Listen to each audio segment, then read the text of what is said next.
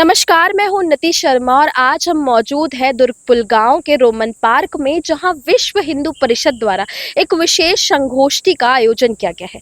इस संगोष्ठी का विषय है वर्तमान आर्थिक परिदृश्य में हिंदुत्व की भूमिका।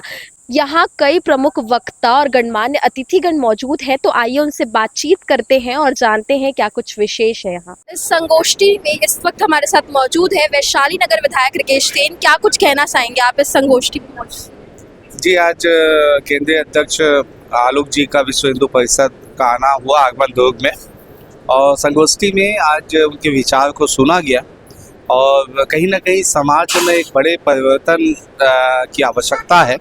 अपने जिस समाज में आप जन्म लेते हैं, जिस धर्म में आप जन्म लेते हैं, उसकी रक्षा करने का काम कैसे करना है, समाज हित में क्या कार्य होने चाहिए।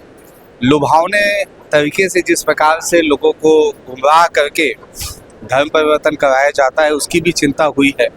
तो सचमुच जो है उनके विचारों का अनुसरण करने का काम हम जनप्रतिनिधि भी करेंगे, और आज उनके आगमन से कहीं ना कहीं समाज को एक नई दिशा मिली है। अच्छा, इस तरीके की संगोष्ठियाँ किस लिए ज़रूरी होती है समाज के लिए, इस बारे में क्या कुछ कहना चाहिए? देखिए, समय समय पे अगर कोई बड़े व्यक्तित्व के धनी अगर समाज को लेकर कोई चिंता व्यक्त करते हैं तो उसकी बातों को सुनना चाहिए। उससे कई बातों का अनुसरण होता है।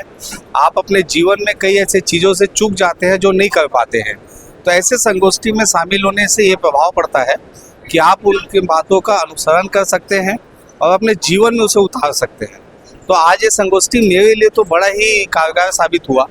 आज अगर मैं 40 साल की उम्र में कई ऐसे विषय हैं जो मेरे जीवन में 40 साल में छूट गए थे, वो आज मैंने अपना लिया। तो मुझे समाज के लिए क्या और काम करने चाहिए, वो आज इस संगोष्ठी से मुझे पता चला। इस विषय में युवाओं को आप क्या संदेश देना चाहेंगे? युवाओं को यही है कि अपने धर्म की रक्षा करो। ऐसे लोग जो दूसरे धर्म में किसी लुभावने वश कोई जगह जाता है, तो उसके लिए जो है आपको उसके सही रास्ते पे लाने का काम करना चाहिए। धर्म जागृति क्या है उसे समझना पड़ेगा। विवेकानंद जी की किताब सभी युवाओं को पढ़ना चाहिए, और उससे आपके जीवन का लक्ष्य की प्राप्ति कैसे हो, इसकी चिंता आप उसमें कर सकते हैं। कभी हार मानना नहीं है, और अपना योगदान अपने समाज के लिए, अपने प्रदेश के लिए और अपने देश के लिए कैसे दे, इसका भी लक्ष्य तय करना चाहिए। ना कि सिर्फ अपने जीवन में अपने व्यक्तिगत छलांग मारे। अपने व्यक्तिगत छलांग मारने के साथ साथ समाज के लिए क्या कर सकते हैं, उसके लिए भी आपको तय करना होगा।